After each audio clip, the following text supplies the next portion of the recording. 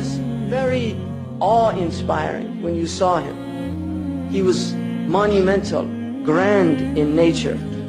His face was like a moon on Laylat al-Badr that had a light coming out of it like the moon on Laylat al-Badr. He was taller than a moderate build, but not exceedingly tall. But he was of a middle stature inclining towards height, because everything about him was middle.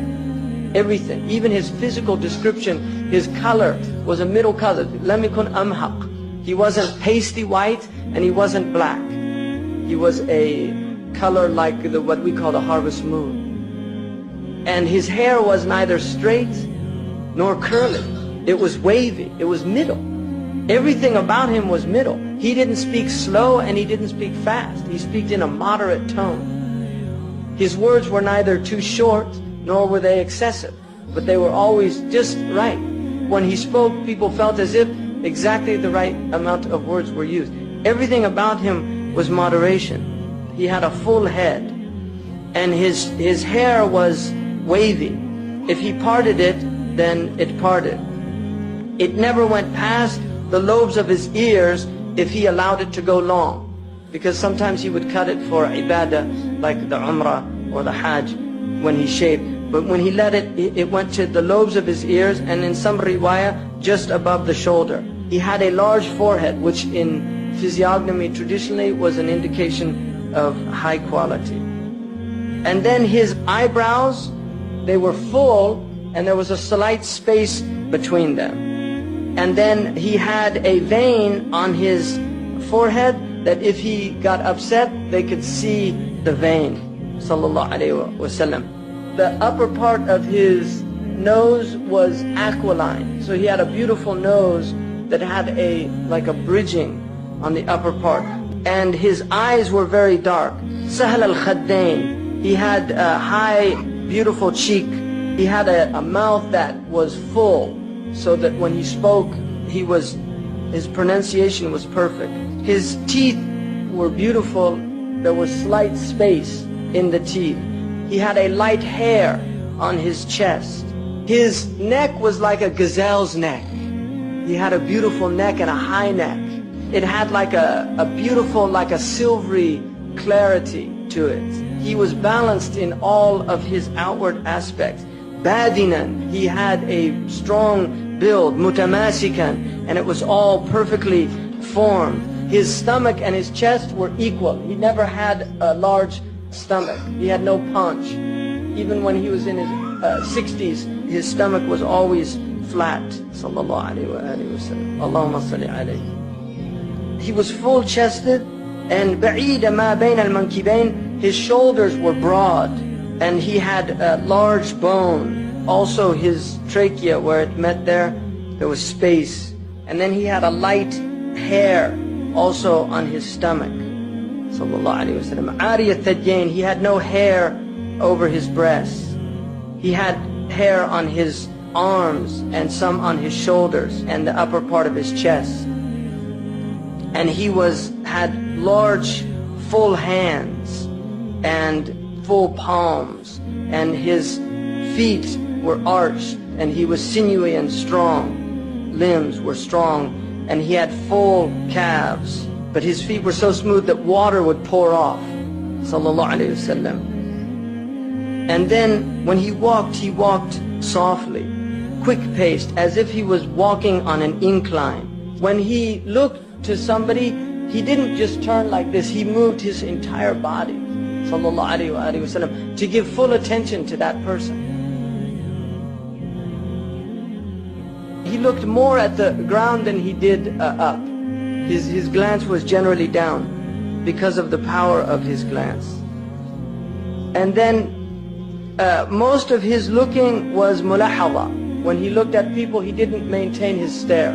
He would look and then move away. So as he looked at people, he never fixed his focus on people because of the effect that would have on the people. He was always grief-stricken. What that means is that if you looked at him, like if you saw him in the mosque, sallallahu alaihi wasallam, if you saw him in the mosque and you looked at him, You would think that he was grief-stricken because the istighraq, his presence with his Lord was so intense that his face would have a sense of being completely absorbed in thought. He smiled. He always looked at people and smiled and made them feel joyful. He never made people feel depressed. He laughed at things that they laughed at. And Aisha said, كان مزاحا في البيت. He was always joking with us in the house. I joke, but I never tell a lie in my jokes. Always I speak the truth. A man came to me, he said, Ya Rasulullah, أعرني جملك. Let me borrow a camel. He said, أعطيك ولد ناقة. I'll give you a baby of a she-camel. He said, what would that benefit me, a baby of a she? Because he wanted to ride it. He said, doesn't every camel, isn't that a baby of a she-camel? Sallallahu alayhi wa sallam. And then another time, a woman, Ajuz, came up to him and said, Ya Rasulullah, أأدخل الجنة? Am I going to go to paradise? He said, لا تدخلن الجنة عجوز. Old women don't go to paradise. And she became so upset. And then he laughed and said, ستدخلين شابة. You're going to go in young and youthful. And then she was happy. Another time, the Prophet ﷺ, he laughed at things. One man came to him and said, Ya Rasulullah, halaktu. He said, ماذا حل? وقعت زوجتي في رمضان. I slept with my wife in Ramadan. And I made an oath that I wouldn't. And I hadn't made the takfir. Because in Sharia, you have to make the kafara if you do a dhihar or the ilah or anything that prohibit a man from a wife. He said, what did you do? ما حملك على ذلك? What made you do that? He said, يا رسول الله رأيت بياض حجليها في القمر فوقعت عليه. He said, I saw my wife in the moonlight and I couldn't help myself. And the ضحك رسول الله. He laughed at the man. He said, لا تفعل ذلك. No, كفر. Go and do your the expiation. دائم الفكرة. He was always reflecting. He didn't take rest like other people. He was concerned about his ummah. He never spoke about anything that was unnecessary. He had long periods of silence. He used to open his words and close them with a full expression when he spoke. He spoke with comprehensive words, sallallahu alayhi wasallam. He never had excess. He was never of a loss of words. He had soft and gentle character. Jamith al-akhlaq. He was not harsh. The Prophet sallallahu alayhi wasallam was not harsh. فَبِرَحْمَةٍ مِّنَ اللَّهِ لِنْتَ لَهُ. It's by a mercy of your Lord that you were gentle. And if you were harsh-hearted, they would have fled from around you. He wasn't gruff or harsh ever. He always elevated the blessing, even if it was a minute blessing. He never found fault in anything, even a small amount of food. Any type of food that was given to eat, he didn't find fault in it. Nor did he excessively praise. He never, there was never anything, because if he got upset, it never put him in a state of agitation. There was never a time when a right was presented to him except that he would go to fulfill that right.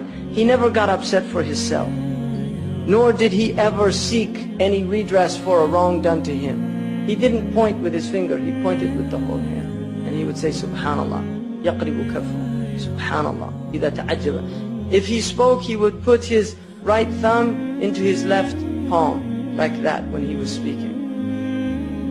Sallallahu alayhi wa alihi wa sallam. Allahumma salli ala Sayyidina Muhammad. Most of his laughing was smiling. He rarely laughed the way most people laugh. He smiled. But when he smiled, his teeth were like hailstones. And then Hassan said, I didn't tell Al-Hussein ibn Ali about this, because they were young. And he said, I didn't tell Hussein. I kept this from him for a long time. He had some knowledge that Hussein didn't have. And then finally I told him about it, and I found that he had actually gotten it before me. And he would always occupy people in what benefited them and the ummah. And he would ask about them. And he would ask about news about them. How are they doing? And how so-and-so? And if كَانَ يَتَفَقَّدُ أَصْحَابُهُ, if somebody wasn't there, he would say, where's so-and-so? And the old woman who used to clean the masjid, she used to sweep the masjid out, and one day she died, they buried her, and he came, he said, where's that woman that used to, she was a black woman, where's the woman who used to sweep the masjid? They said, she died, Ya Rasulullah. He said, why didn't you tell me she died? You know, why didn't you tell me she died to go pray on her? Well, she's insignificant. And he would actually ask people, tell me, if you know anybody in need, come and tell me about them so I can help them. And then he told them that those people who help other people who are not able to go and get help, Allah subhanahu wa ta'ala will make firm their feet on the day of judgment. You know, looking after people, just taking care of people, this is all just,